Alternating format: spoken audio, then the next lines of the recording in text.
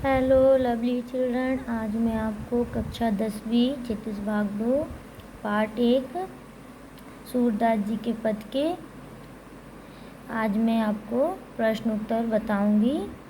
उससे पहले आप मेरे चैनल को सब्सक्राइब एवं लाइक कर दीजिए।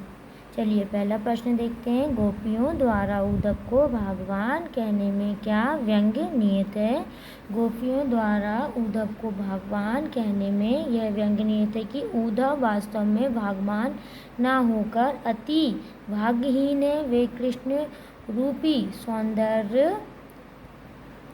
तथा प्रेम रस के सागर के संदेह में रहते हुए भी उस सोम आनंद से वंचित हैं। वे प्रेम बंधन में बंधने एवं मन के प्रेम में अनुरक्त होने की सुखद अनुमति से पूर्णतः अपरिचित हैं। यहाँ पर बताया गया है कि वो भाग्यशाली नहीं है, भाग्यहीन है, जो कृष्ण जी के साथ रहकर भी उनके प्रेम को नहीं पाए हैं और ना ही समझे हैं।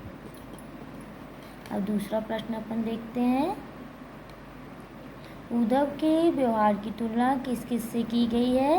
उत्तर, गोपियों ने उद्धव के व्यवहार की तुलना निम्नलिखित उदाहरणों से की है। गोपियों ने उद्धव के व्यवहार की तुलना कमल के पत्ते से की है, जो जल में रहते हुए भी उसमें प्रभावित नहीं होता। वे जल में रखे तेल के मटके के समान है, जिस प्रकार जल की एक बूंद भी टिक नहीं पाती है।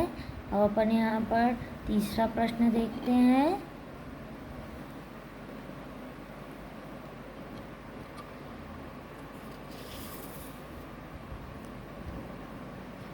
गोपियों ने किन किन उदाहरणों के माध्यम से उद्धव को ने दिए हैं? गोपियों ने अनेक उदाहरणों के माध्यम से उद्धव को लाने दिए हैं। गोपियाँ उद्धव के व्यवहार को कमल के पत्ते के समान बताती हैं, जो पानी में रहकर भी उससे अछूता रहता है। यही वे प्रेम के मूर्त कृष्ण के संग रहकर भी उसका अर्थ नहीं जान पाए। गोपियाँ उन्हें बड़भागी कहती हैं, जो कृष्ण के संग रहकर भी प्रेम के बंधनों से मुक्त हैं। उन्हें प्रेम के मायने नहीं पता है। वे उद्धव के योग संदेश को कड़वी ककड़ी के समान बताती हैं, जो उनसे नहीं खाई जाती, यानी वे उन बातों को नहीं समझ सकती। यहाँ पर तुलना बताई है। अब अपन चौथा प्रश्न देखते हैं। उद्धव द्वारा दिए गए योग के संदेश ने गोपियों की विरहाग्नि में घी का काम कैसे किया है? उत्तर देखते हैं। गोपियाँ श्री कृष्ण के आगमन की आशा में विचैन थीं। वे एक एक दिन गिन गिन रही थीं और अपने तन मन की व्यथा को चुपचाप सहती हुई कृष्ण के प्रेम रस में डूबी हुई थी। परंतु कृष्ण ने स्वयं न आकर योग का संदेश देने के लिए उद्धव को भेज दिया। विरह की अग्नि में जलती हुई गोपियों को जब उद्धव ने कृष्ण को भूल गए, यहाँ पे बता रहे हैं। अब अपन आगे देखते हैं। जब वे भूल गए तो देखिए क्या होता है। जाने और योग साधना करने का उपदेश देना प्रारंभ कर दिया। तब गोपियों की विरह वेदना और भी बढ़ गई। इस प्रकार उद्धव द्वारा दिए गए योग के संदेश ने गोपियों की विरहाग्नि में क्या किया? घी डालने का काम किया। अब अपन पांचवा प्रश्न देखते हैं। मर्यादा ने लय के माध्यम से कौन कौन सी मर्यादा न रहने की बात की जा रही है? मर्यादा न लही के, यहाँ पे इस वर्ड का अपन अर्थ बताएंगे। माध्यम से प्रेम की मर्यादा ना रहने की बात की जा रही है। कृष्ण के मथुरा चले जाने पर गोपियाँ उनके वियोग में जल रही थीं।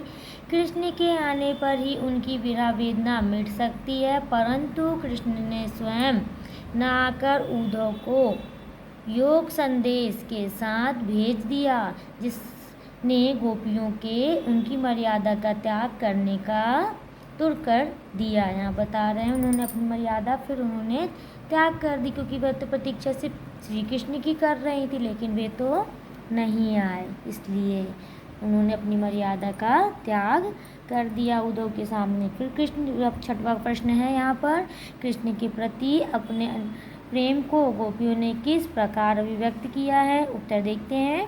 गोपियों ने कृष्ण के प्रति अपने अनंत प्रेम को विभिन्न प्रकार से दिखाया है। पहला बिंदु है अपना, गोपियों ने अपनी तुलना उन चींटियों के साथ की है जो गुड़, यानी यहाँ श्री कृष्ण भक्ति को बताया है गुड़ से, पर असक्त होकर उससे चिपट जाती हैं और फिर स्वयं को छुड़ा ना पाने के कारण वही प्राण त्याग देती हैं।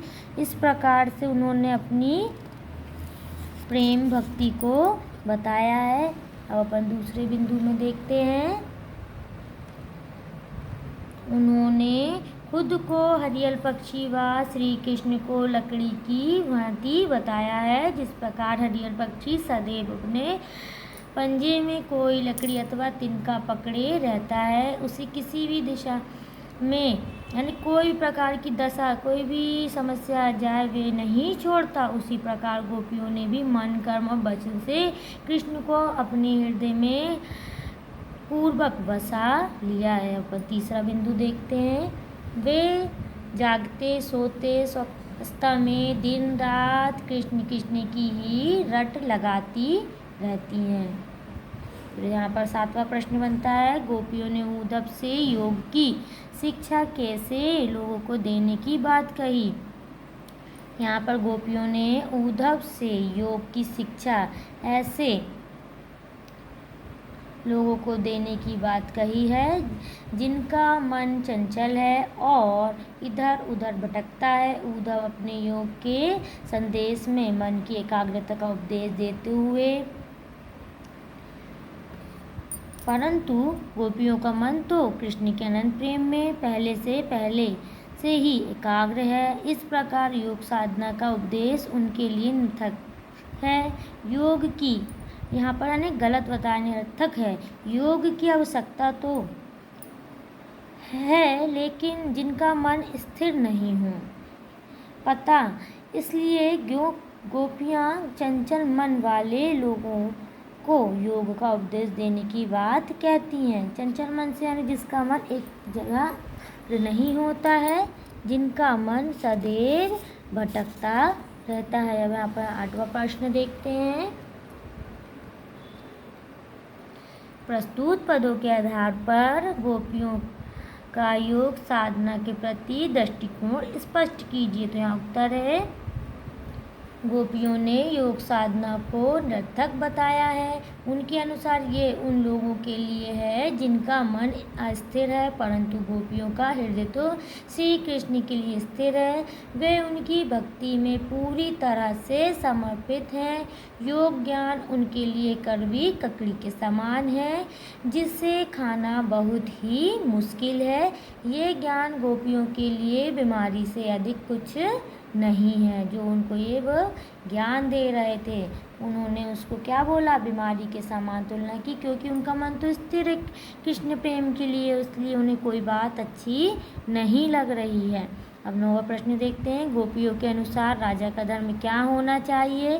तो उत्तर बोलते हैं, गोपियों के अनुसार राजा का धर्म है कि वह प्रजा को ना सताए और प्रजा के सुखों का ख्याल रखे। तो लेकिन यहाँ पर तो गोपियाँ उन्हें राजा बता रही है, अपने आप को प्रजा, लेकिन वो बोल रही है यहाँ पर मेरे साथ क्या हो रहा है, केवल अन्याय ही कर रहे हैं।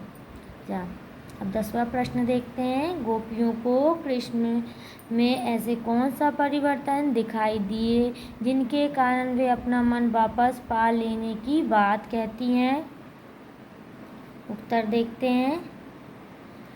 गोपियों को लगता है कि कृष्ण ने अब राजनीति सीख ली है। उनकी बुद्धि पहले से भी अधिक चतुर हो गई है। पहले वे प्रेम का बदला प्रेम से चुकाते थे, परंतु अब प्रेम की मर्यादा भूलकर योग संदेश देने लगे हैं।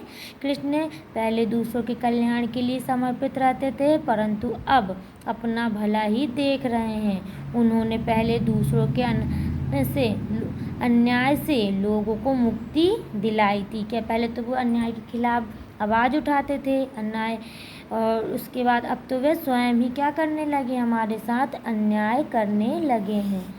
अब अपन आगे देखते हैं। परंतु अब नहीं,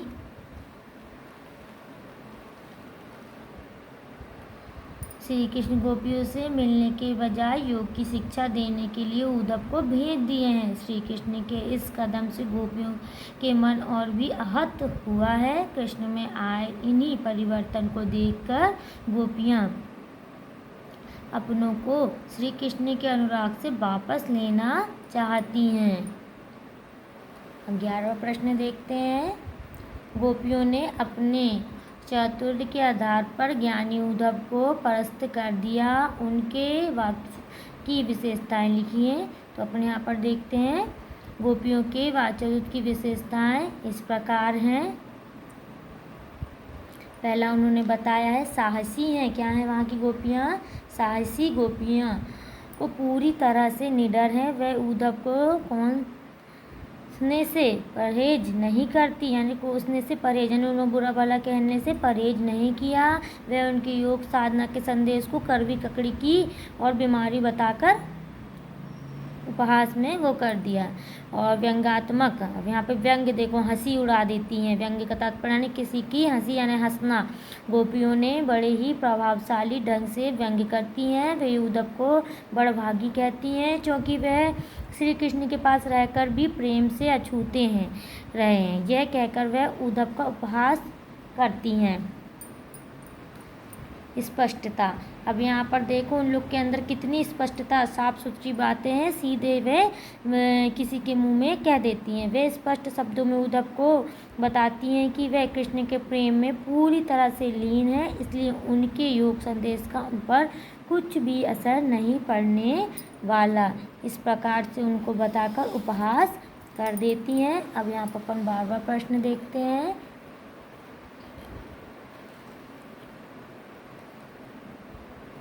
संकलित पदों को ध्यान में रखते हुए सुर के भ्रमर गीत की मुख्य विशेषता, क्योंकि अपन को ये पता है सूरदास जी क्या है, भ्रमर गीत के मुख्य प्रवर्तक माने जाते हैं, यहाँ तक कि उनको सम्राट कहा जाता है। तो उसमें उत्तर देखते हैं, भ्रमर गीत की मुख्य विशेषता क्या है।